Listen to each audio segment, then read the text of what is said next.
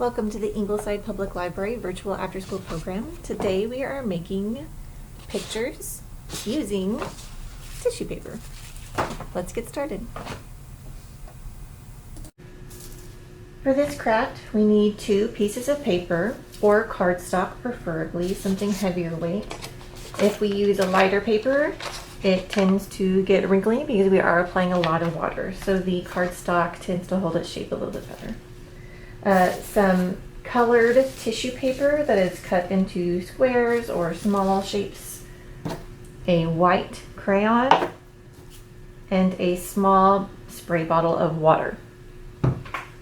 Our first step is to take our 2 pieces of white paper and draw a design using our white crayon. This is the design that is going to show through and stay white after we dye it with the tissue paper.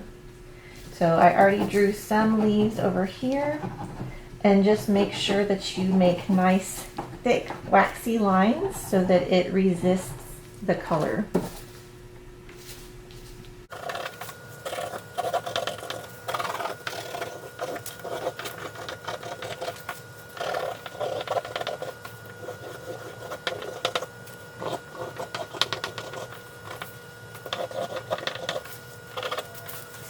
Once you have your design drawn in the white crayon, take your spray bottle and lay down a light layer of water. This will help the tissue paper to stick to your paper. And start laying your tissue paper as flat as possible so that it makes as much contact with the paper as you can. You can have your tissue paper overlap and then they will blend their colors together.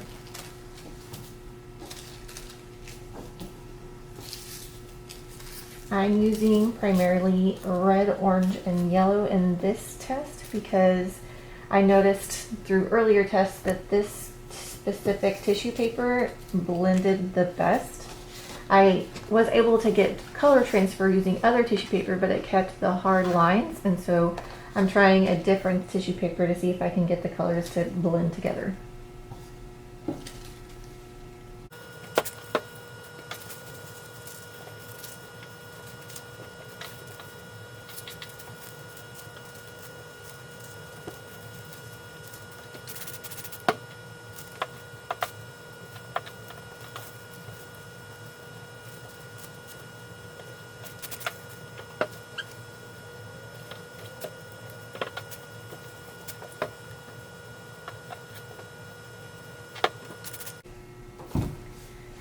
Because this craft requires so much water, I am using a plastic sheet. This is just a plastic trash bag that I cut open so that I can protect the table underneath and not get anything wet, and also so that the dye from the tissue paper doesn't bleed onto the table.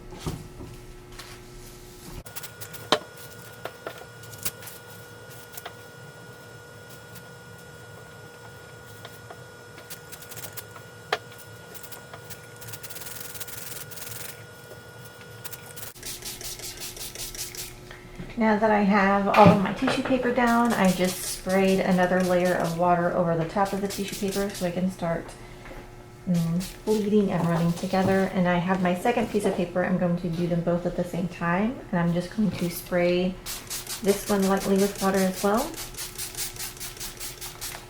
This is the side that has the white crayon on it. I'm going to flip it over on top of my other piece. So they're going to be dyed at the same time. To help the dye spread and absorb, I'm going to spray the other side of the paper as well.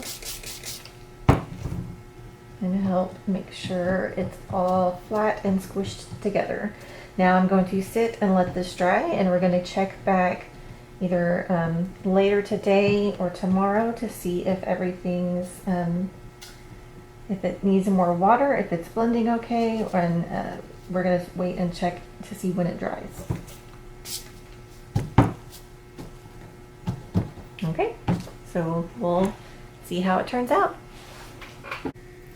All right, our paper is dry, so now we can take it apart and see our finished creation.